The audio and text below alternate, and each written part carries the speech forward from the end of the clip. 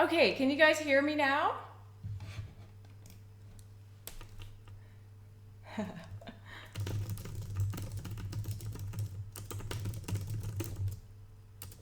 Okay, great. So here we go.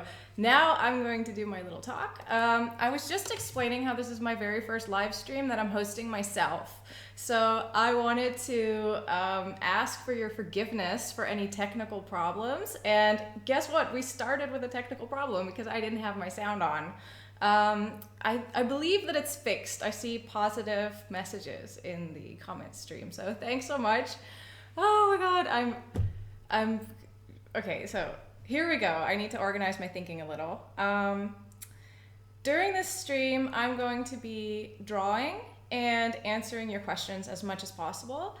There's Marisa from 3D Total is also in the chat, and she's going to pass questions on to me, and we're going to do our best to try and answer all of them as much as possible. And in the meantime, I'll be drawing in Photoshop. So right now I'm going to switch to the video that features my Photoshop image, as well as me in the corner. And if you guys could let me know whether you can see the Photoshop image, just send a message in the chat window and I can check if everything works. All right, so this is an image that I'd love to share with you. I did it yesterday during a live demo at Playgrounds. So it's just a picture that I drew that I haven't shared yet online, and it's my first sort of test image that I'm starting with. All right, so I can see in the chat window that most people can see the images and they can hear. Some people have some problems with sound. They can't hear anything. I believe that the sound and everything is working, so you have to check the volume on your end, I think. I'm sorry if it's not working. I'm just gonna go ahead and just start drawing, and as soon as I get a question from Marisa, I'll do my best to answer. And I'm just sending her a quick message. Right, so I'm just going to start by opening a new Photoshop window. That's opening a new Photoshop file, and that's always how I work. In Photoshop CC, you have like these templates for the canvas size, and it's super useful to save specific sizes beforehand, so you can always start with the right resolution. And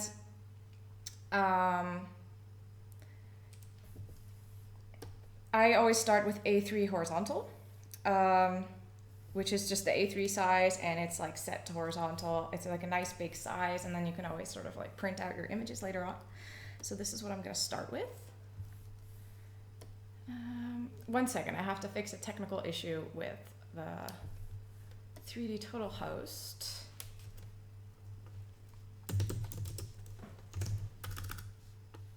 By the way, thanks everybody who's joining. It's so cool to see all your messages come by and all your questions. I am currently recording this live stream, so I can definitely post this later and try to upload it to YouTube or wherever, so that you can watch it later.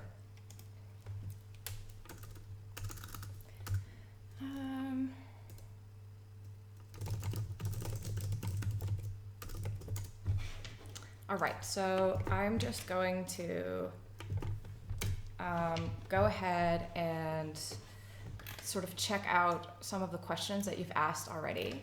And I see that some people are backing the project, which is really cool. Thank you so much. I believe that we passed, I'm just gonna double check, but I think that we passed 280,000 today for backing amount.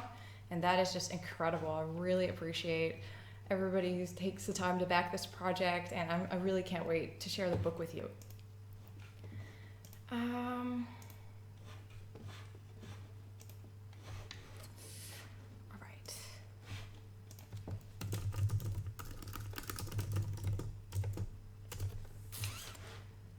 Let's see. All right. So, sorry for all of the pauses and delays. I'm trying to sort of get the hang of this whole live stream thing. I'm trying to see how we can manage all of the questions that I'm getting in. Everything's going really fast, and some people are having some technical difficulties. So I'm gonna see what I can do. So some of the questions, okay, so I spotted a question in the list, and one of them was, do you drink coffee while you work? And the answer is absolutely. Coffee is really important to me. I start the day with coffee.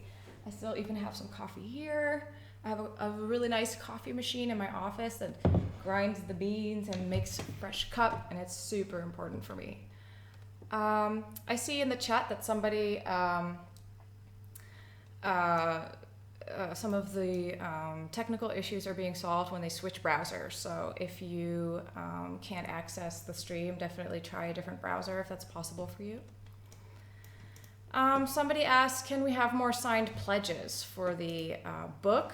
And well, I hate to disappoint, but I have sort of taken on the maximum amount of signatures that I can handle with my schedule. So basically I have to juggle client work and sort of personal projects, and with setting signatures on a bunch of certificates. And I try to like handle it as sort of structured as I can by making a little pile and setting a certain amount of signatures per day. But I'm already pretty much on the maximum amount that I can do. So unfortunately, we can't offer any extra signed options. So I'm really sorry for those who missed out on it. They went a lot faster than I expected. But unfortunately, in the future, I'll try to attend events, try to attend Comic Cons, and I do book signings at all these events. So hopefully we can meet in the future, and I can sign your book in person.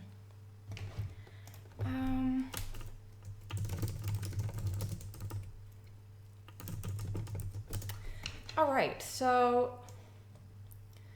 you know what? I've got a lot of questions. I've got a lot that I can scroll through. So I'm just going to start by drawing. I know that a lot of people are here to see my drawing process. So I was thinking of drawing my character that I developed for the exclusive concept chapter for my new book. There's a whole chapter in the new book dedicated to an idea that I came up with from the ground up. I designed characters and environments and a storyline based on this idea. So for today's live stream, I'm just going to sort of draw this character, and hopefully, all right. Hopefully it'll turn out good. You never know in advance, right? So that's kind of scary about doing a live stream or a live demo. I hope that the artwork will be nice. These are my brushes, by the way. They're mostly default brushes and then my own brush set in there. And I also have this wonderful brush set by Shiyun Kim that I really love that creates like a sort of inky effect. And my favorite brush that I like to use now is this brush called Macalab's Graphite HB Pencil 1.2. And Macalabs is an artist who designs these incredible brushes. They're super beautiful and they mimic traditional tools. And as you can see, this brush, it looks just like a pencil. I have to set it to a darker color though. But it looks just like pencil lines, and I just love this. So I'm really addicted to this brush. So if any of you guys are looking for a new brush set, it's a paid brush set, but it's definitely worth it. It's Macalab's brush set. So I usually start my sketch like this. Okay, I'm gonna do my sketch first, and then I'm gonna return and see if I can answer some of your questions. And I see that Marisa from 3D Total has tuned into the chat, so she can help me out with picking some questions. All right, so I set my brush to a low flow, and then I just start with setting down some basic lines just off the top of my head. And I don't really know what I want to draw yet. Like, emotionally, I'm a little bit chaotic right now because of everything that's going on, so I'm just drawing something random. Probably scrap it and start over in a minute, but just got to start somewhere and get the ideas flowing. So this character has a really long ponytail, and that's like her main characteristic. And I really love drawing profile views of characters, so that's usually where I start. And I think this is interesting enough, but I'm gonna try something else in a minute. Yes, somebody asked if I can put the links for the brushes somewhere later. Absolutely, I will. If I post this video anywhere, I will definitely be posting a link to this brush set, because the maker of these amazing brushes definitely needs the credit that they deserve. Let's see, somebody asks, where do I take the inspiration for my works, choosing colors and palettes? Most of the inspiration for my work comes from artists that really inspire me. So the three main artists that have inspired me throughout my drawing career have been, styles that have inspired me have been Art Nouveau, has been Disney, the Disney princesses, and manga and anime, and definitely like the more comic-y adaptations of manga and anime that you see a lot in like France and Europe. And I also browse Tumblr and Instagram a lot for inspiration. So I'm always looking for like artists that can inspire me. And I get a lot of inspiration from nature, and I'd say that that's where I get the most inspiration from in terms of color choices, because I'm always inspired by sunsets and like beautiful, inspiring and moody lighting. And you can see that most of my drawings have this balance between like turquoisey colors and then like a bright pink or orange, and that's definitely something that I get from sunsets and nature. So that inspires me a lot. Another question that I got was, do I work in an office alone, and how do I replenish the need to socialize with people? Yes, I work in an office alone, so I'm all by myself here in this space that I'm sitting in now. And I really like working alone because it lets me concentrate and sort of like control how I, my energy flow in the day. And I feel like when I work around other people, they create a lot of distraction for me. And that's not necessarily only negative distraction. Like I tend to get all, I want to talk about a lot of things when I'm around people and really engage socially. So when I'm working in an office with somebody else, I get so distracted from my own work, and I usually start, thinking about a lot of stuff and exchanging views and things like that. So I like to just do that in small doses. And I balance that with social activities by, attending events, comic cons. Like yesterday I went to Playgrounds in Eindhoven in Holland, which was really amazing. And I try to, do social activities in the weekend, but I really want to control when I'm social and when I'm not. And usually when I'm working, I don't want to be social because I know that it will drain me and drain my creativity. And one more question before I continue drawing. Richard asks, can you please go over how you mix your colors as you're painting in Photoshop? Well, my main tool for mixing colors is the Alt-Click shortcut, and that's something that probably most Photoshop users know, but it was super life-changing for me. So basically you can take a color, and then if you want to blend it with another color, like this is very extreme. Let's do something like a yellowy color. Going for the McDonald's color scheme, why not? I basically set the brush to a lower flow so that it blends nicely, and then, I layer it over, and then using Alt-Click, basically like the eyedropper shortcut, I can take the intermediate colors that are created from that, like this, and then further blend with this intermediate color. So, this is my main tool. So what I like to do is to just set down the colors as quickly as possible and just blend them.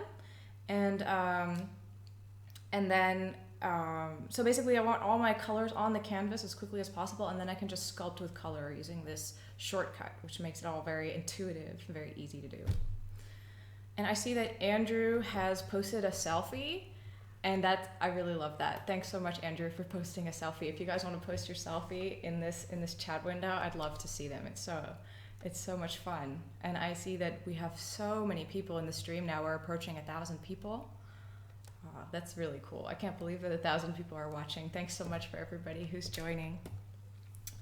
All right, so I'm gonna get back to drawing for a little bit. And I'm going to sort of go back in my history. I think I want to start with a different pose and a different canvas size. Or not different canvas size, but different canvas orientation. So I want Image rotation clockwise. I'm set the background color to white just to be safe, and now I'm going to do a second sketch. So I always start with like simple shapes and trying to get like the basic movement down and the basic idea first before going into too much detail. It's really important to my process to sort of leave the detail to the way end. All right. Oh, there's another selfie, Dustin. That's so cool, thank you. I love that they're animated. All right, so I like to work zoomed out as well, because otherwise I feel like I get way too close to my drawing and then I don't have like an overview. And I use transform tools a lot during the sketching process to sort of like change the size of specific parts. And that's what makes drawing on paper really difficult for me, and especially Inktober is a huge challenge for me because I cannot like transform. Hey, Bart's there. Hi, Bart. I met Bart at a bunch of Comic Cons, and he's really cool. And Rachel has also posted a selfie. It's really awesome. All right, so I lost track of what I was saying before, so I'll do another question. Sarah asks, usually what's your job all about? Art commission from private, collaboration with companies, animation, concept art for other projects. How are your working days planned? Have you more full or empty days of work? Nowadays, I'd say every single workday I have is quite full because I'm juggling so many different things. Let's see, I could show you guys my agenda to let you know how it is. So I have this book. This helps me a lot with planning my week and thinking about what I do every day. So here I have like my plan for the week, and then here I have like to-do lists. And I have to juggle between so many different things. So I have like client work planned in, and then I have like Kickstarter planned in. So then I focus only on the Kickstarter, making my art book, and then yesterday I had a keynote presentation at Playgrounds, and so I spent the whole week just preparing the keynote presentation. So basically like how I divide my work is just in terms of like what project do I have coming up, what is the highest priority, and then I try to make my week only about that one activity, and then I switch to another activity the next week. So that's how I juggle these different things, and it's definitely really different to do client work. The client work is really different from doing something like preparing a keynote or doing my own personal work, because client work is much more like there's boundaries, and I try to limit the amount of hours to the hours that I'm actually getting paid, so I don't want to like go beyond the project boundaries. But then when I'm doing my own thing, I like to work a little longer and like take some more time and be more flexible in my workday. So it really depends on deadlines and what I give myself room for.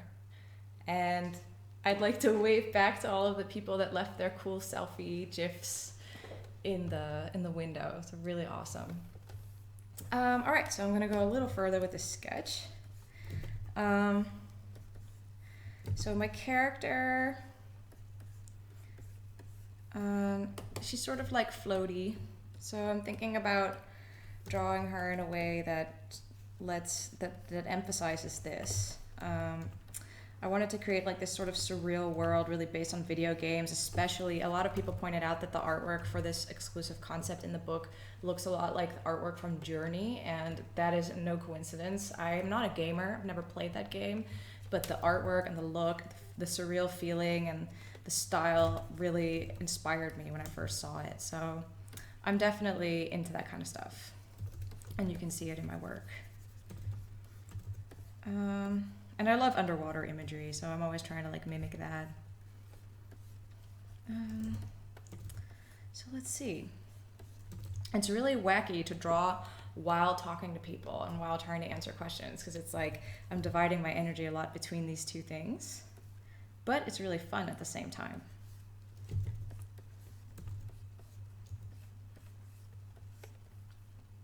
All right. And then I'm going to think a little bit about what the edges of the drawing are. And, the hair, she has like this really long ponytail, and right now it's sort of like flying off the canvas. and that's a waste because I love to draw hair. So I'm going to bring it back into the image. Right, so it's going to wrap around her like my other art that I've made of this character. And I think I'm going to change the face a little. I think that the way that you angle the face says so much. It leads the eye so much because you're basically like people have the natural tendency to follow the gaze of a character. You know, if the character's looking down, you're going to look down with the character or looking to the side. So I really like, oh, sorry, I'm looking at it. I really like sort of thinking about, you know, the direction that the character's looking in and how does it impact the composition and where you look. And there are all these extra GIFs in here now, all of these people saying hi. One of them is my boyfriend, Arjen Klaverstein. If you can see him in the GIFs, he actually helped me set up this whole live stream and like made this little circle that I'm in. And he's like my tech support today. So he's awesome. And somebody's holding my art book. Johannes has my art book in his selfie. That's so cool. Thanks so much for getting the book. All right, so I'm just gonna finish her face. And when I'm doing a sketch, I like to just keep the eyes just as dots because it helps, you know, you already get a sense of direction in the face and you wanna like keep it simple for now, right? Because you don't wanna like start working out all the details and then, you know, that you change them and then you end up spending a lot of time and maybe overthinking. So I just keep it really simple for now. And I feel like even though like a lot of the details aren't correct in this image, like a lot of stuff isn't really worked out yet, you still have an overall feeling. So it's still working in a way, and it's more about the expressiveness than anything else, right? And what I want to do in my drawings is really get like a sort of line of action going. So I want something like this, you know, I want her body to flow in a certain way that has movement in it. So right now I'm just gonna make like a couple of changes based on getting that line of action a little more defined. Maybe move her arm up like this, give her more of a floating effect. And this brush is just so great for this kind of like loose sketching because you can see that, you know, you can get like some defined line work and some darker parts, but it also has like a sort of smudged pencil effect, which I love. So I'd say this is my sketch. I'm good to go for this. I'm ready to continue. I'm going to finalize this in the coming hour and 10 minutes. And now I'm going to go back and see if I can answer a question for you. All right. So Samuel asks, how often do you use references at this point in your career? If you still use them regularly, what circumstances make you think, yeah, I should get a reference for this? Does it change depending on if you're sketching or concepting or doing a finished illustration? I use reference, like my general principle is that reference is super important to improve your skills and to like push your art to the next level. I personally have this technique of avoiding reference early in the drawing and turning to it if you need it later. So if I'm making a drawing like this one, like a character drawing from the imagination, I want to start with just off the top of my head because I don't want to get bogged down by details. I don't want to get bogged down by the idea that it needs to be correct. It needs to look like the reference.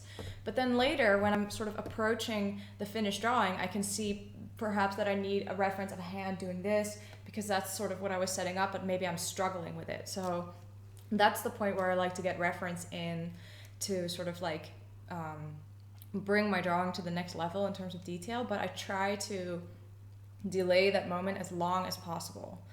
In my client work and in my character design work, reference is where I begin because, you know, character design always starts with making mood boards and getting reference images together to get an idea of your character. So if you have a certain kind of character, the first thing you'll do is look on Pinterest or look on Google and see like what kind of pictures emphasize like the style and the look of my character. So I begin with that, and then I take that into a sort of like design process. So I start making initial sketches based on these reference images.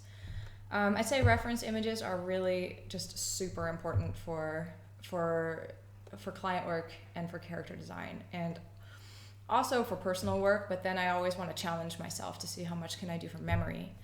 And somebody asked, where do I get references from? I get them mostly just from Google and Pinterest because it's the easiest way to collect them. But of course, you can't just go ahead and like use any image.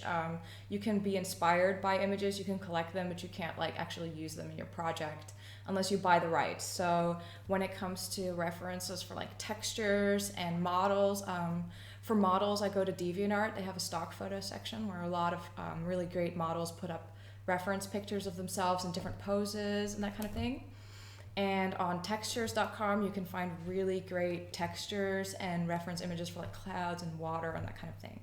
So that's really important, like to check how, if you're allowed to just go ahead and use any image you want, or like what's the deal with the rights of the image before you use them. And let's see, one more question. Fatima asks, what is something you believe the young beginner Loish should have done earlier? Something she was afraid of but beneficial for her in the long run as an artist? I do think at this point in my life that what I could have started doing earlier is definitely more like more Comic Cons and events, speaking opportunities and that kind of thing, because that's something that I'm doing a lot now. But I've been working as an artist since I was like 24 or something, and I'm already 31, so it's been almost 10 years.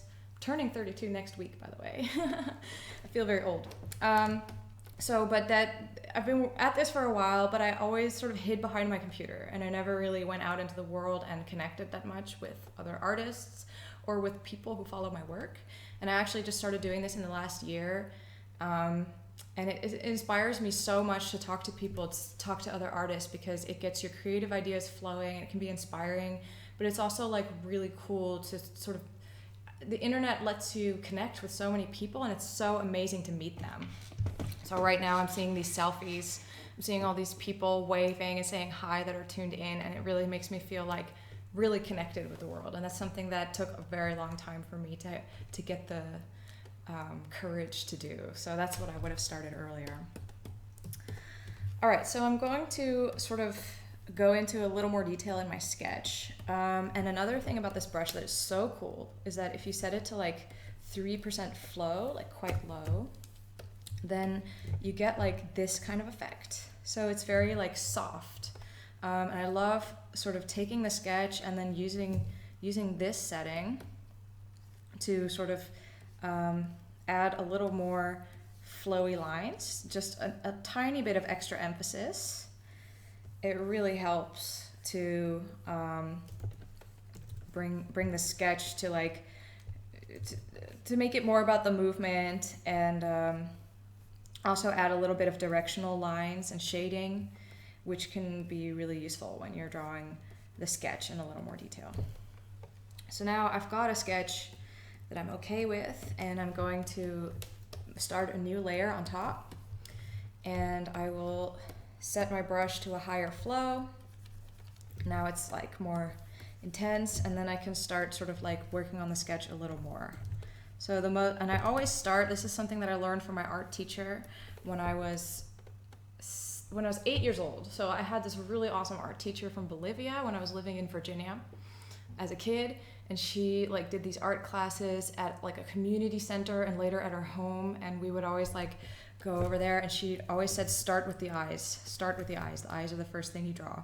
And I never forgot that, and that's still my process. I don't know if it's necessarily the best way to begin.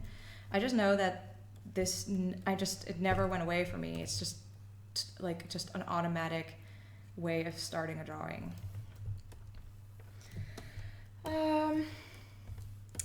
And the thing about finalizing the sketch on a separate layer is that you can sort of like, toss it out and start over, depending on whether you think it's working. And this is like a really important part of my process. It's like, this is what I always try to teach people when I'm giving workshops or when I'm doing a talk, is like trial and error. Just try something, draw it, see if it's working, and then if it's not, throw it out, and otherwise just keep going. But it's always the thing of testing it out. You can never say beforehand if it's gonna work. So, and the thing about sketching, right, is that sketches can be so dynamic, and so there's so much potential in a sketch. It's like it hasn't gone in a specific direction yet. It's just like you can see where it can head, right?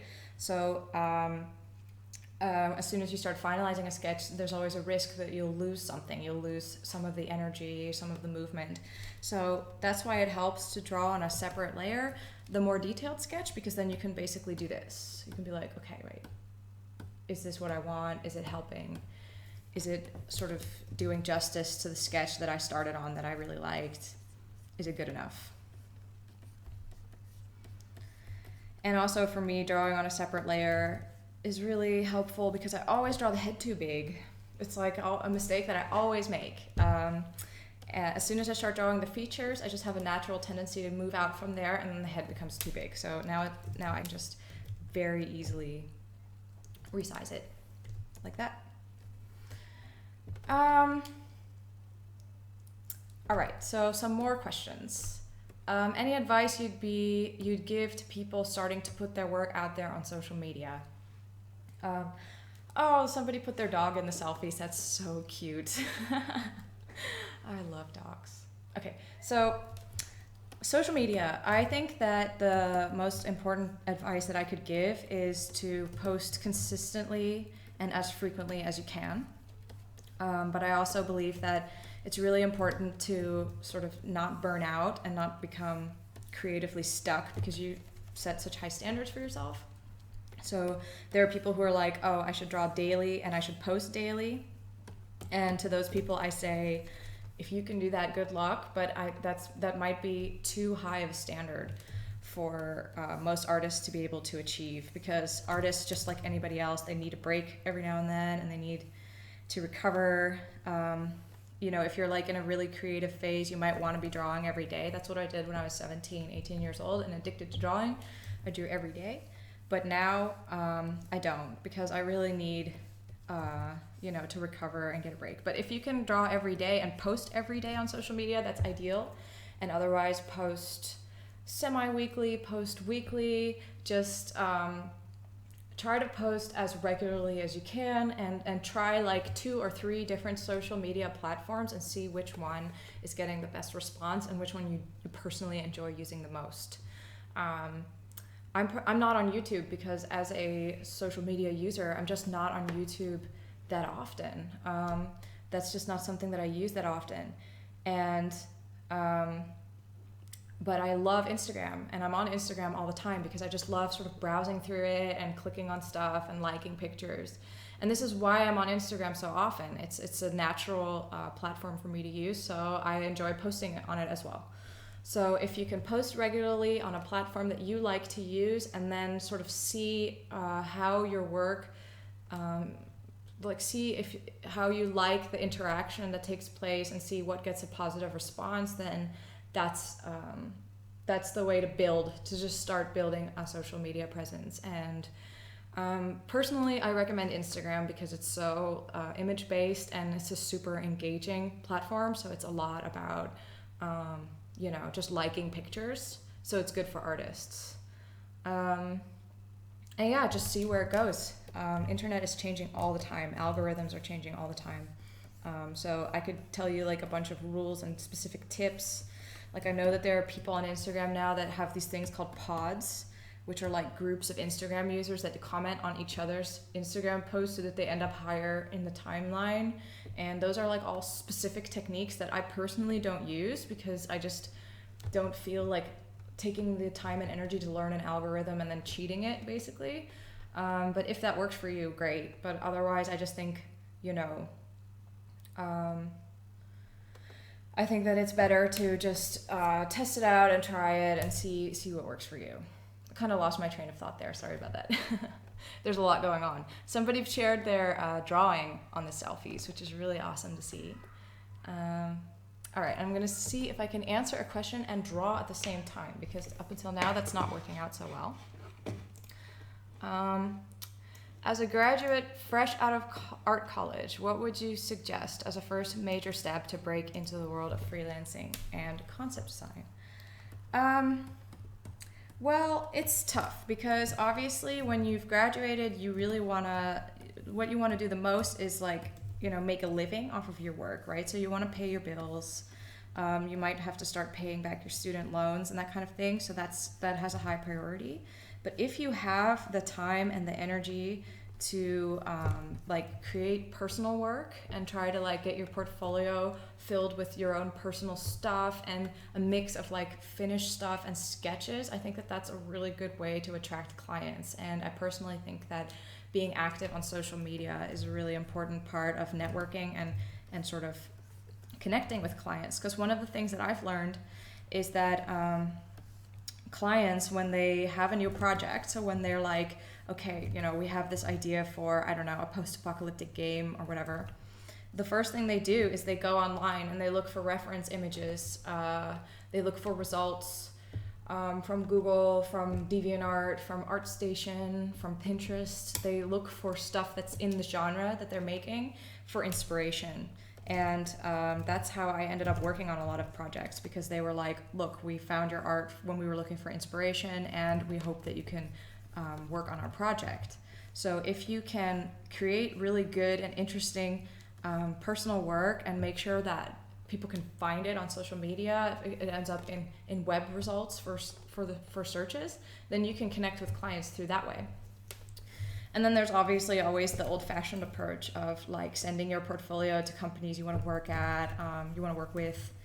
And for example, at CTN, there was a lot of networking going on, a lot of people like getting portfolio reviews from companies that they liked and sort of like showing the work that they can do. And doing these kind of networking activities can be really, really productive as well, and can inspire because artists share tips with each other. So I definitely recommend being active on social media and then trying to like attend industry events and see if you can get in touch with clients or fellow artists. And another thing that I know that I've been talking about this for a while, but another thing that I've always noticed when I was getting involved in new projects is that a lot of the people who get the steps going for me to be hired somewhere. So I worked with Lego for a long time. I worked at Guerrilla Games, worked on Horizon Zero Dawn. In both of those cases, the people that initiated the process of getting me involved in the project were people who followed my work before they joined the company. So they were fans of my work, and then they ended up working at Lego or at Guerrilla Games, and they were like, oh, well, Lois could work here. And then they talk about that to the art director or whoever's above them. So that's why I think being active on social media is a really good way of like maybe not necessarily getting work now, but setting up a network that you can keep benefiting from in the future. Just throwing out, casting a wide net, seeing what works out and what doesn't. Okay, so do you have, Diana asked, do you have any thoughts or advice on the mentality going around that you have to make it in art by a certain age? It can be discouraging. Well, I really understand that frustration because I've noticed that artists get started younger and younger with building careers, and there are people also skill sets are getting better so fast. So like when I was starting out with digital art, like in 2004, there weren't that many like incredible digital painters. There were a couple of very good, very talented painters, but now there are so many super talented digital painters that I'm like, whoa, it's insane. But that's because younger people learn from an older generation, and digital painting is a field that like sort of has been growing over time. And all of the tutorials that exist nowadays, all of the sort of resources that exist to teach younger people how to paint, they result in a talented younger generation. So there's definitely this mentality that young people need to have achieved so much, and you're up against so many talented young people. But I think that everybody needs to learn at their own pace, and that's the most important thing. Like you need to sort of learn in a way that's authentic to you and authentic to your own skill set.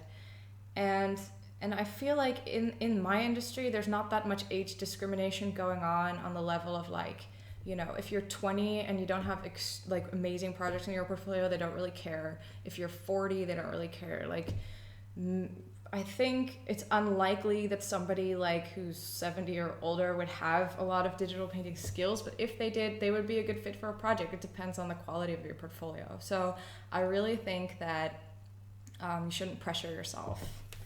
And that's my general belief about drawing in general. Like there's a community that's so active in saying, you know, you need to always push yourself, move out of your comfort zone, aim for the best, pressure yourself to do the best you can. And I don't really believe in that mentality. I think that more than anything else, you should enjoy what you do, you should love what you do, and you should find a way to make a sort of comfort zone for yourself that you can feel good in. And that's more important to your creative life than always pushing yourself and always challenging yourself. All right, I'm going to return to this sketch for a little bit because I'm not concentrating as much as I wish I was. And I feel like the sketch is going in the right direction. I always like to add a couple of like hard shadows like this, a couple of black shadows there to emphasize like the overlap of the shapes. The hair is like in the foreground, it's going over her body. So I really want that to show. I'm gonna work on the edge lines a little and just get the final details going before I start putting down some color. And for me, the sketch doesn't have to be that detailed before the color goes on. Like I think that having a bit of a rough sketch, or like in this case, I think the sketch is quite messy. There's like a lot of sketch lines there, but I don't feel like that needs to be cleaned up completely. So what I did just now is I grouped the different sketch layers that I have into a group, and then I duplicate that group and I make the previous group invisible. And then this one, I just, with Control E, I just merge the group. So now I have like one single layer like this. And I'm going to put down a background color. So this is a part where I sort of pick the color scheme. So I start with like a totally random background color. I don't really know where I'm gonna go with this color scheme yet, except I do know like what the colors of this character are, but I don't know like, is it going to be sort of gentle version, or am I gonna have more extreme lighting? So let's see, where do I start? I'm gonna start by just like blocking out the character in a darker color on a separate layer, and the brush that I really love for blocking in color is the oil pastel brush. It's like, it comes with Photoshop. The first time I used it, I was like, whoa, this is so cool. It took me forever though. I was using Photoshop for like 8 years before I finally found this brush. And then I like drew only with this brush for a really long time. So now I'm just gonna outline the character so that I can just flood fill the color in after. And it doesn't have to be perfect. I can always like fix the edges later. So I'm just going to sort of keep it rough for now. Just the basic idea. I'm also like, I don't have the most steady hand, so I don't really waste my time trying to make it like the perfect line. It's just not going to happen. And that is something that with Inktober, I cannot believe the artists that are just setting these smooth, steady lines, and they just have like this perfect line that they set with a brush, because when I draw with ink on a brush, it's so shaky. It's such an incredible talent when your hands are so steady. So either I didn't block it in right, or I have the wrong setting. Yes, there we go.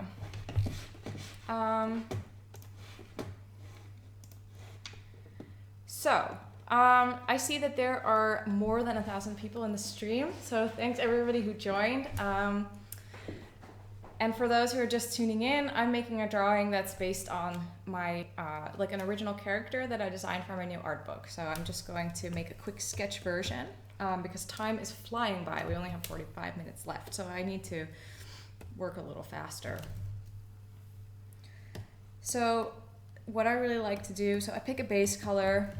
I think so, it seems like we're going for a bluish color scheme. I just roll with that, it's fine. And make it a little bit more desaturated. And then this brush is just a hard round brush with the opacity and the size linked to pressure. So what happens is that if you press very soft, you get a thin and sort of light line, and then when you press really hard, you get a very thick line like that. And then you can sort of vary between different pressures, which I find is really versatile to paint with. So I'm gonna start by just like adding some skin tones, and I'm gonna put this brush to a low flow so that I can sort of gently block it in. And I'm starting with like an orangey tone because I feel like that's always a good sort of like tone to start with for skin, because you want some saturation in there. And if you blend a light color with like a dark color like blue, you'll get like these sort of grayish intermediate tones like this. So if you blend it over like a more, oh, I lost my color. If you blend it over a more saturated base color, then you get like some better intermediate tones, a little warmer. So I'm just going to do some quick coloring in. I know that I want sort of like soft and gentle colors, and then she has like this sort of pink color in her hair up at the bottom. So that's going to be like my bright color accent that I work with. So I really like choosing sort of neutral colors, soft color schemes, and then like having one bright accent. I always feel like that really makes the color scheme come together, and it allows you to use bright colors without it looking like rainbow barf, which is the term that I use for colorful color schemes that are just so overwhelming that it sort of like makes you nauseous. So I'm always trying to navigate the balance between too much color and like subtle and gentle color. And it's always like a question of trying it out and seeing where it goes. And it's also often very subjective. I know that for a lot of people, my art is already too colorful. So it depends also on your taste. So as for some questions. Oh, the dog is back on the selfies, and there's a lot of really cool art too from people's sketchbooks. And I'm guessing some of these might be Inktober sketches, and there's some beautiful stuff. Looks great. So I've reached a question by Amber. How do you come up with new poses to keep your figures interesting? How do you harness poses and such to create flow or movement in your image? I think that the most important thing that I do to create flow and movement is to draw very loosely. So as you can see in my sketch that I made earlier, I start with something super, like not too detailed, just very loose, just the basic lines. I think that if you start your sketch with like just this dynamic mindset, like the mindset to create something dynamic, then you don't bog yourself down too much with the detail, and then you can get a dynamic pose going. And I think the most important thing is to focus on how the position of the head compares to the position of the back and the spine. So you want like, you don't want a straight pose unless that's what you're going for, but you want just like a little bit of like curve in the movement. And then if you make sure that the extra elements like the arms and the hair and the legs and other parts of the body are posed in a way that really enhances this movement that the spine is creating. And then if you add your detail very gradually, I think that it's it becomes easier to create a dynamic pose. So right now the color scheme isn't really that exciting to me. I don't know. I don't really feel like it's coming together. There's also something about the combination of oh, my coffee machine is rinsing itself. 1 minute. I have this coffee machine with espresso beans, and then sometimes it randomly turns off and all this water starts pouring through it, and it turns off for the day. So now it's gonna get some rest until tomorrow. So the color scheme is a bit muddy at this point, and I'm not really digging it that much. I do want her shirt to be a bit lighter, so I'm just gonna add something. At this point, I'm not into the color scheme, so I'm just adding random stuff. And I think one of the most important things you can do to get the color scheme sort of working is to change the color of the lines. So, and to start with, of course, set them on multiply so that the color of the lines blends. Right now they're just black. And I feel like black on top, like blending with the color usually just creates like a sort of grayish effect. So when I change the line color and make it something super saturated, then it already changes the color scheme a bit. And I think that this purpley pink color scheme for the lines is working very well because it blends nicely with the more neutral-ish kind of colors underneath and the pink accent. Next, I'm just going to, I have this sort of bluish background color, but I'm just going to change it to white because I feel like it's throwing me off. And then what I love doing, if I can find it, let's see. Image, adjustments, selective color. So this is my favorite tool to change the color scheme.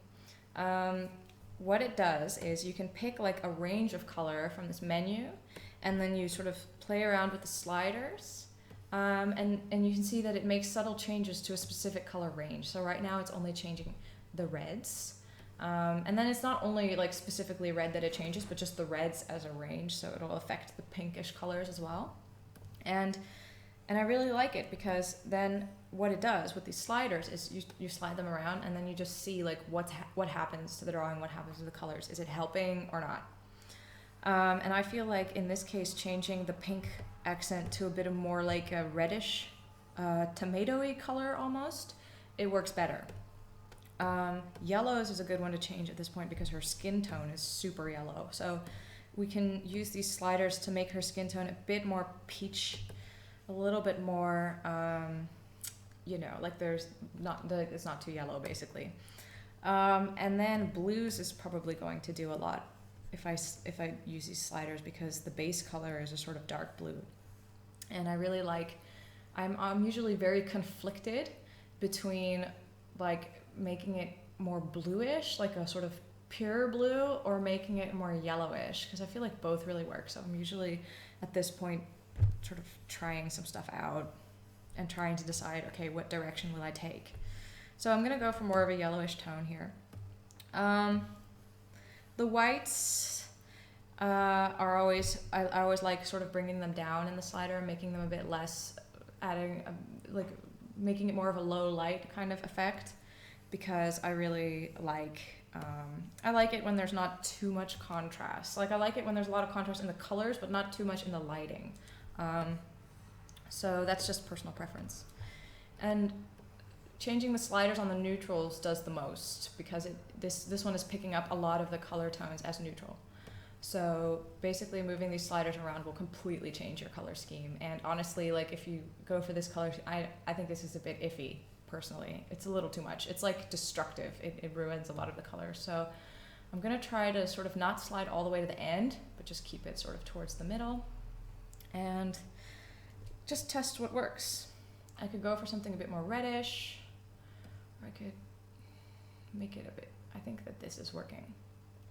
So I like it. Now I'm going to sort of try a new background color that sort of matches this. So once you have something that works, just try to go from there rather than trying to get all your colors correct first. Just try to get like 2 colors to work, and then you can sort of move out from there and just add stuff based on how well it's working. So I'm okay with a bit of a neutral tone. This is fine. And then it's a bit flat. So I'm gonna use gradients, which is one of my absolute favorite Photoshop tools. And use gradient to sort of add a bit of light coming from behind her. And I gave a workshop in Brazil last month, or no, 2 months ago. And when I told them about gradients and how wonderful gradients are, a lot of them said that they had been instructed not to use gradients because gradients were considered to be kind of tacky and too easy of a tool to use. But for me, I think gradients are just one of the best tools that you can get in digital software, because it creates like gradations that sort of force you to follow, your eye follows the change in color. So with that, you can create visual flow. You can basically, in this case, lead the eye from the darker outside area towards the center, which is what you want. You want to focus on the figure. So I'm a huge fan of gradients. I use them all the time. I'm going to soften this one a bit. I'm gonna change the colors a little bit too, make it a little more reddish. And now I'd say we're good to move to the next step, which is grouping all the layers together. Again, like I did with the line art. And then duplicating that group, merging it. Everything's together now, which means that I can do one more round of color correction and it will affect everything, the lines and the colors that have been blocked in and the background, which is why I prefer to work on one layer, because it just makes life so much easier when it comes to color correcting. So, all right, we're okay to start finalizing this one, and I have half an hour left, so let's go. I'm gonna pick up some questions before I start going into more detail. Bruna asks, I want to start learning how to draw, but I'm a mess. I know it's a long-term goal and it needs constant patience and practice, but I have no idea where to start this process. Do you have any suggestions and advice? So I think that if you have the goal to get better at drawing, it's very important to have like an idea of what do you want to get better at drawing. So not just in general, but like what specifically do you want to become good at? And everybody has their specific inspirations. Everybody has stuff that sort of inspired them to learn how to draw, or and that's really what you have to work off of, because really you can't be good at everything. You know, you have to sort of develop your area of expertise, basically. So I think that before you actually start drawing, really reflect on your inspirations and reflect on your goals. Like, do you want to become a good character artist, or do you want to become a good environment artist, or do you just want to be a good painter? There's a lot of different things you can do and learn. And then I would just say focus on that goal alone, and don't become distracted by the desire to become good at everything, because artists want to do that. They're very motivated and they can appreciate technical skills. So a lot of artists are like, well, I want to be able to do a bit of everything. But just focus on your goal and sort of set realistic goals for yourself. And if you work towards that, then you can stay focused. And you can also see better whether you're improving or not. Because a big problem amongst many artists is that they don't see their own improvement because they're so hard on themselves. So if you set a more realistic goal, then you can actually see, you can track your own improvement better. I think that the best place to start for any artist is sketching from reference. So taking reference material to start with, and then drawing from this reference as quickly as you can. Try to challenge yourself to draw fast, and this way you learn to observe better, you learn to stylize and adapt your workflow to what your brain sees first, but you're also learning like the technical skills behind trying to capture whatever you're trying to draw, you know, whether it's nature or people or whatever. So I think it really starts with sketching, and then from there, you know, try to start finalizing your work more and more, but get the sketching down first. And sometimes some artists only do sketches and they never move beyond that, and I think that's great too, because sketches are really like give a lot of insight into somebody's skills. All right, so as you can see for this drawing right now, I am sort of picking colors off of the canvas, and this is what I meant before where I say that I sculpt with color, because what I basically do is there's already a bunch of colors on the canvas, and all I need to do is take the Alt-click button. So I take the eyedropper shortcut, and I just take what's there, and I try to work with that. So I'm trying not to introduce too many new colors to the color scheme at this point. It's all about just making use of what you have. And that's why it's really good to sort of get a rough color setup before you go into more detail. And the reason that I like working on one layer is then you can easily change things too. Like, a lot of people don't want to work on multiple layers because they want to be able to easily change something, but I think it's actually more easy to change something when you're all on one layer. I just use like a hack, like the lasso tool. I want to move the mouse a little, so I select it with the lasso tool, I copy paste it to a new layer, and then I just nudge it around until it is where I want it to be. And then I just merge it back down. And the worst case scenario is that you might get like a little bit of like rough edges or some areas that don't make sense anymore, but then you can just go in and polish that up and fix it. And to me, this is all so much more intuitive and so much faster than having a separate line art layer, having to find that layer, change the line art, change the coloring, and all of the work that goes into that. So that's just how I prefer to work. So I got a question. How did you come to a decision to have an office and not work from home? Was it a difficult decision? Did you rent an apartment or an actual office in an office building? I came to the decision to rent an office fairly quickly. I think that I worked from home when I graduated from college. I worked from home for about like half a year, and then I was like, this isn't working. It had a little to do as well with the house that I was living in at the time, because my office space was also like a sort of walk-in closet. It was basically like all these clothes behind me and all my junk everywhere, and then there was like a tiny desk in the corner, and that's where I worked. And it was like just not inspiring. I felt really locked up there. And also the thing that happens when I work from home is that I don't really start my day in a way that is, I just don't, I just have some coffee, but I stay in my pajamas and I never really make the mental switch. I get distracted by things like whether the house is cleaned up, and I end up not working as much as I want to, or if I do, then it sort of like interferes with my home life. So I didn't have healthy boundaries there. So then I just rented a space. There's like in the Netherlands, in Utrecht, there was a thing called Sophie's Kunstprojecten, which basically rented out spaces for creative people in sort of like in buildings that they temporarily had a contract with, but for like a period of like 5 years, so fairly long, and they rented for a low price. So I was like, okay, the commitment is very low. I can use this as my office just for the time being. And then I ended up using that office for like 7 years or something. It was like this tiny little office,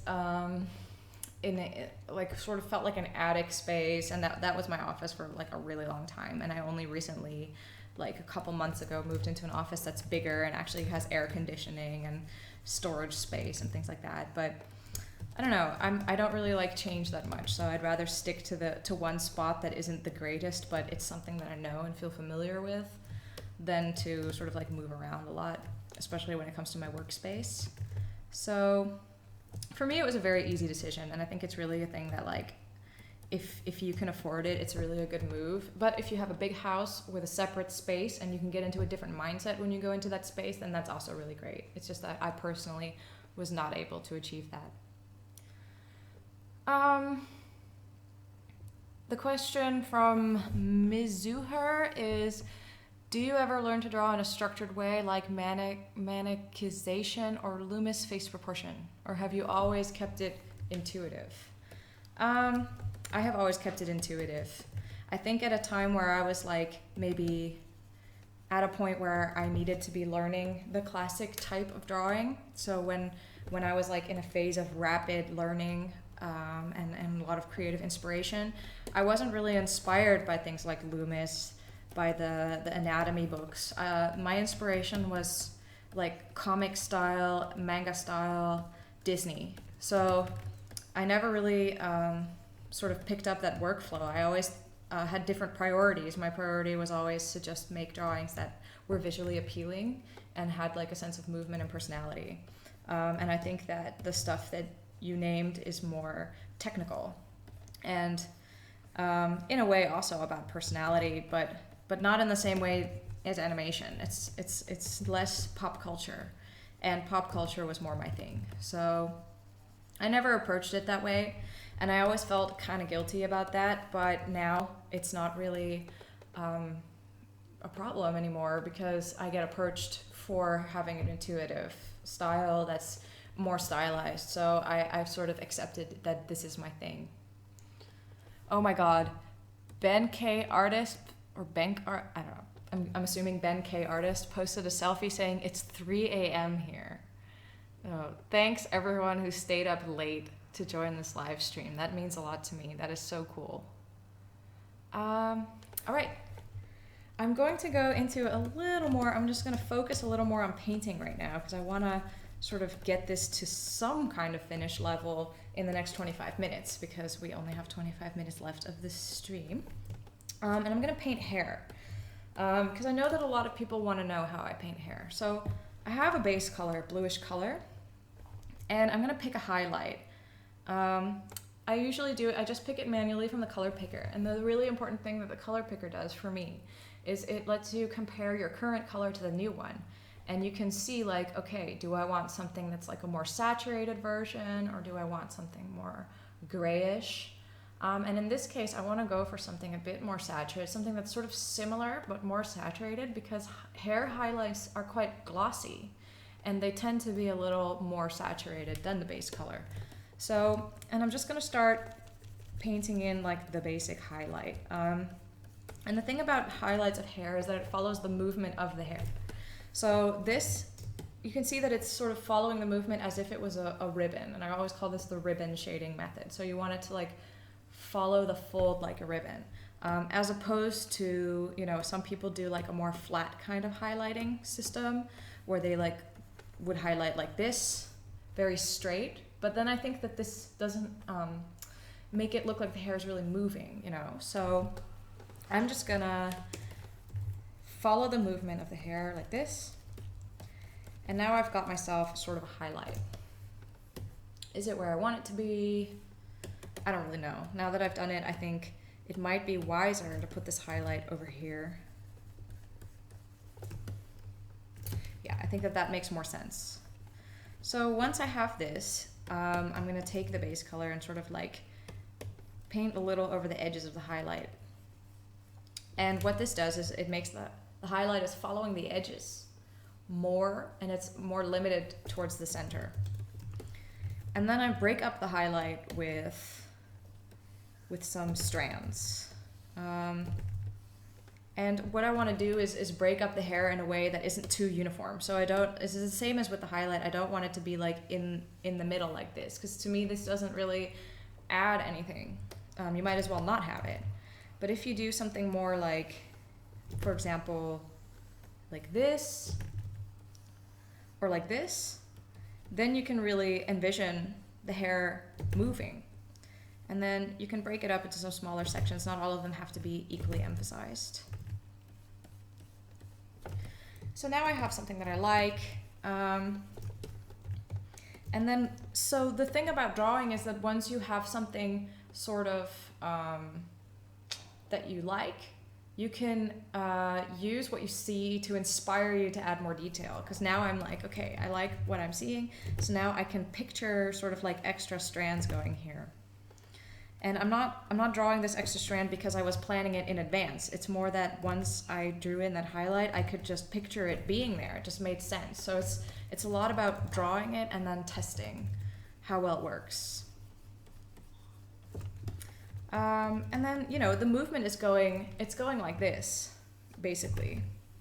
So any extra strands that I add, it works to help them follow that exact same movement. And this is the same approach that I'll use for any of the strands of hair here. So in this case, we're getting like a sort of movement like this and it folds over. So adding some extra strands that go like this that I already put in the sketch. And now I can clean that up a little.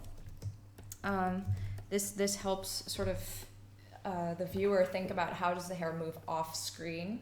Off screen is a term that I'll use because I studied animation, so I'm always thinking about like mise en scène and what's like in the scene, but this is technically not a scene, it's just a drawing.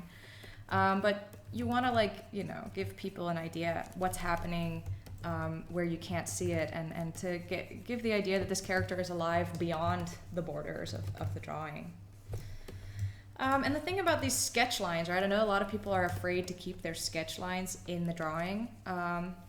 But the thing that I like about it is that now you have like these messy lines here, and you can clean up the ones that you think are a problem. Like this one isn't really doing much for the drawing, right? So I can just clean that up now that I'm working on one layer.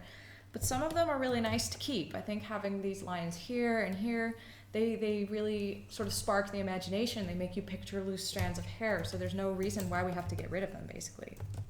And a lot of people are afraid to keep the sketch lines because they want to keep a lot of control over the end result, and they want to have it be as clean as possible. But I actually think that messy art can be more appealing. And seeing the sketch lines, seeing the roughness of it, it really adds a lot of value, and it shows people what your thinking process was, which is sometimes even more interesting than your drawing itself.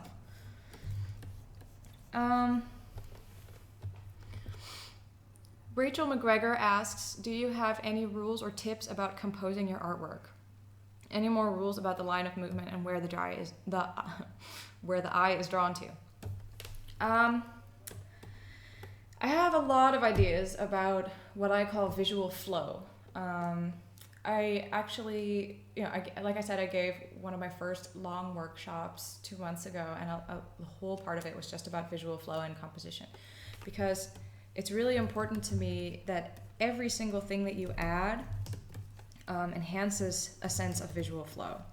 The pose, first and foremost, needs to have a sense of flow, and I explained earlier how you can sort of position the character and position the pose so that there's a sense of movement there. But in the composition, you also want to maximize the flow using all sorts of visual elements. Gradients help a lot, colors to draw the eye to a certain area. I'd say this picture isn't the best example of visual flow in my art. So I can now I'm going to take a step back from finalizing and detailing. I'm going to show you the kind of techniques that I use. So I'm going to duplicate the layer with a drawing on it and set it to multiply. And now I get like a dark version because it's multiplying on itself.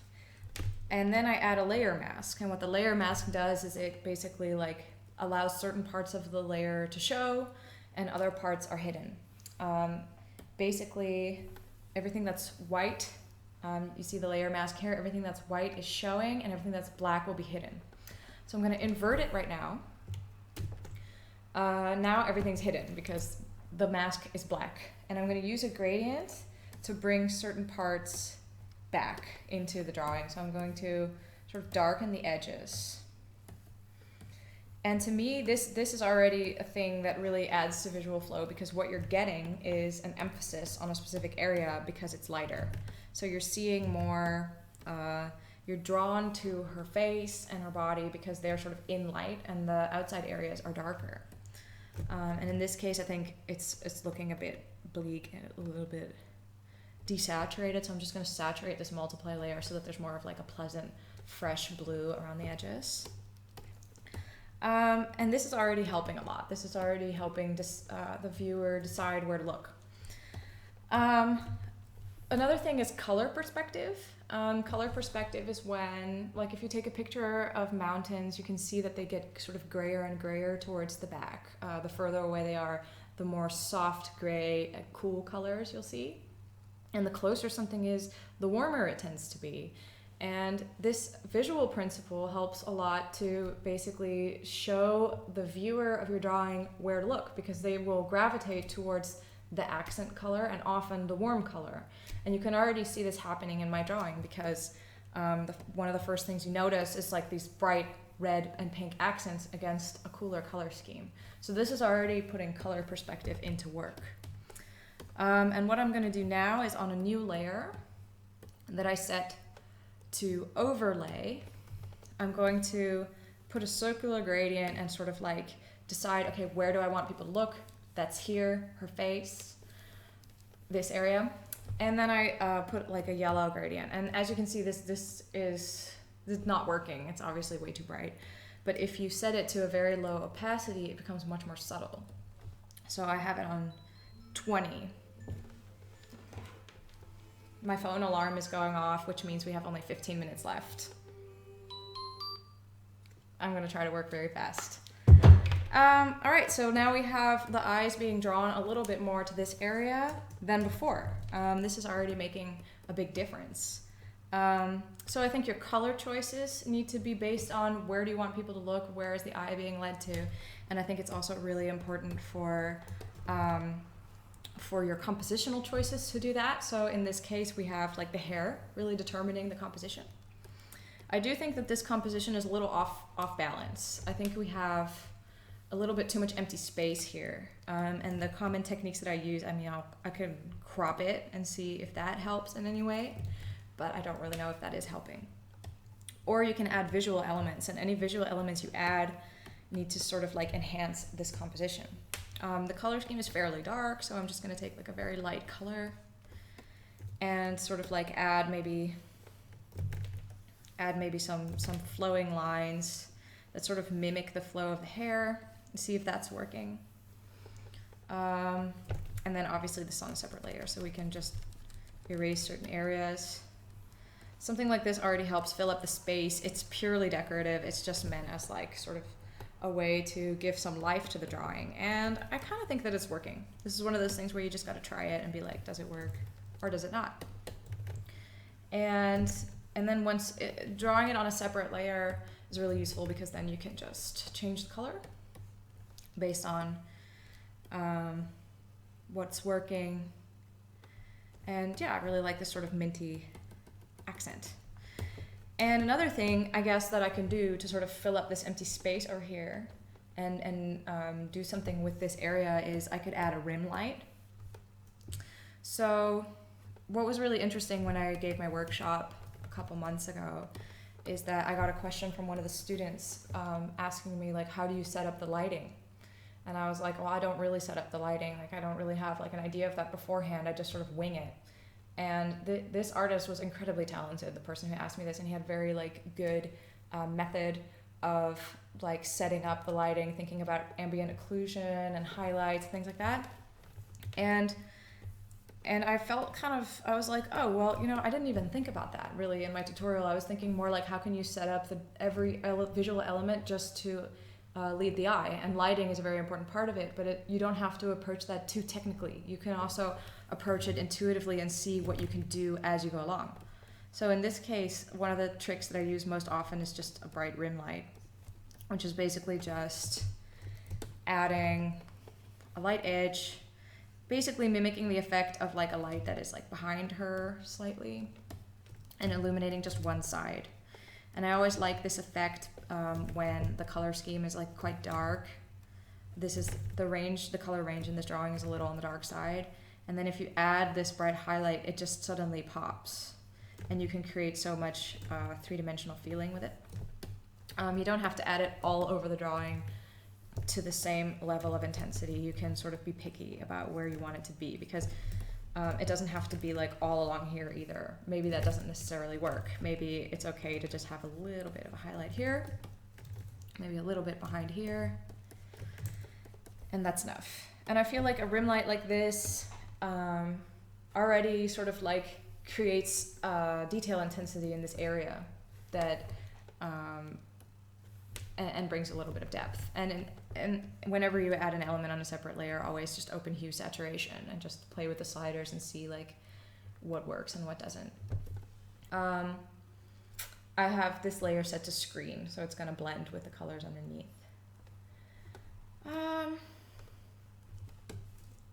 So I think this drawing is sort of evolving in a different direction than I originally planned, and I don't know.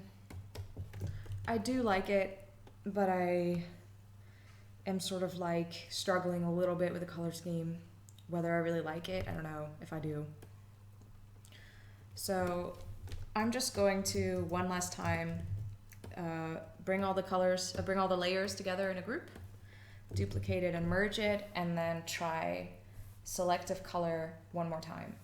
Now that the drawing has changed so much, it's a different situation. So we could use a selective color to bring the colors together or to try a different direction. And again, it's just a question of taking the sliders and seeing what happens. And in this case, you can see that there's more whites in the range. So you can like darken it or lighten it and see how you can make subtle changes to the color scheme. I'll try to answer another question. If you're unhappy with a piece, do you force completion, or would you rather scrap it all together and start over? I try not to scrap my drawings because then I tend to initiate a vicious cycle where I'm constantly unhappy with what I make, and every line, like if you scrap your first drawing, you're very likely to scrap the next and the next and the next. So I try to stick it through and see where it can take me. I usually work on a drawing for a really long time before I decide to ditch it. Like sometimes I do ditch my drawings, and then it's like so much work goes into it before I give up. And then often I return to it later and I see like potential in it, and then I still manage to do something with it. But I feel like it's really important to sort of like see what you can do and just accept the end result, and not get into a vicious cycle of being like unhappy with your work and being hard on yourself, because that can be so difficult and so hard to break out of. And for a lot of people, it's like the starting point. It's where art block begins. So you always have to be careful with that. Another technique that I love to use is setting the lasso tool to a higher feather, like 90 pixels in this case. So then you select something, and it's like a really feathered selection, so it's not a hard selection. And then you can select a part of your image and then change the color of that part only. So right now, the color balance tool is only affecting the highlight of the hair. And this is really a way to help make the colors sort of pop and work together. And I feel like a brighter blue highlight, it's bringing it forward, right? And then I can do a little more with these as well. There we go. I like this. A few people have asked what resolution and size I like to work at. I like working at, I started this as A3 size canvas. I like to work A3 or larger. A3 is European sizing, but it's bigger than A4. It's bigger than printer, double the size of printer paper. And then at 300 DPI. So you really want your image at a high enough DPI that you can print it out and do some.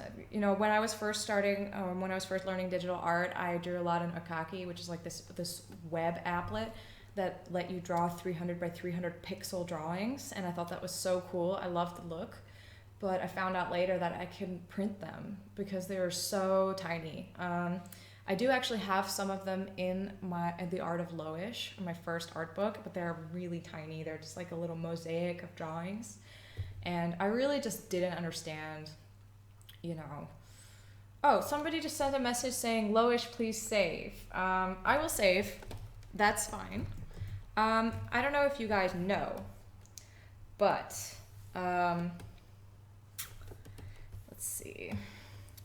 Photoshop CC has a auto recover, which is just so cool. Like Photoshop has crashed a couple times, and then you turn it on again, and then it just recovers the files. They just come back.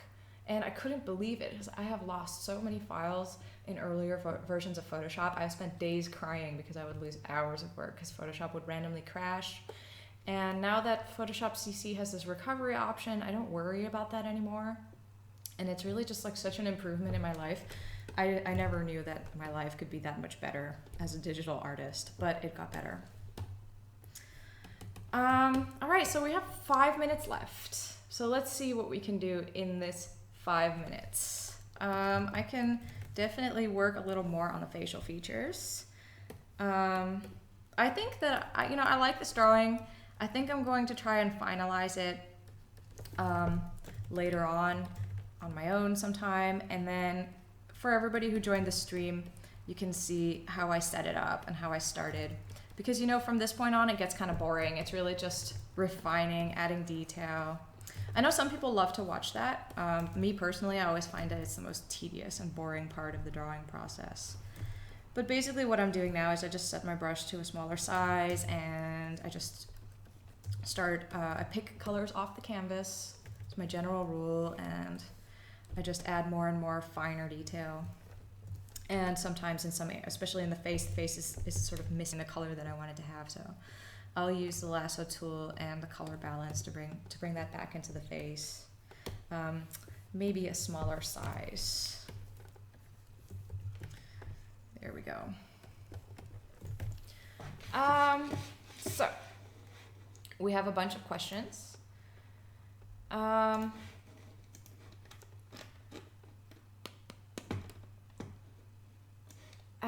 Whether I like painting in other software, what brushes I'd recommend in Procreate. I do like to work in Procreate. I got an iPad Pro and it's so awesome. I just love it so much because it's like super intuitive and fast. I actually use it mostly to browse Facebook, unfortunately, because I haven't had that much time to draw in the evening. But drawing in Procreate is so great. I have this specific brush set. I'm going to look in my emails. I don't remember what they were called. But, oh yeah, it's called Brush Pack Pro 2 for Procreate. And it's on Gumroad. And I'll include the link when I post this later somewhere. It's a really good brush pack because it has these painterly brushes. So that's the one I like to use. And then outside of that, I actually only really work in Photoshop or on a sketchbook because I've been working in Photoshop since I was 15, so it's just the most intuitive thing to me. Somebody asked me, do I find that Photoshop CC is much better than CS6? I guess Photoshop CC is more compatible with the Cintiq 27 QHD that I use. And it's more compatible with Windows 10 and like all of the sort of specs that I have. I had to upgrade to CC because there were some issues with pen pressure and compatibility. But you know, I think if an older version of Photoshop works for you, you have no problem with it. I actually can't say that it has. The only thing that has really significantly changed is the recovery feature. That has absolutely improved my life. But for the rest, the tools and everything, I use simple drawing tools. So it's really not necessary to always have the latest software. Only get it if you feel like there's some added value for you. So we're in the last 3 minutes, guys. I think I'm gonna stop drawing now. It's done. It's fine. I'll work on it a little more and show you guys the updated version in the future. People are asking what were the brushes. Again, I'll post a link. I'll put a link on my Facebook of the brushes that I mentioned and the Procreate brushes. Some more questions. Can you work a little bit more on the hands? Okay, fine, I'll do that. I have a couple minutes.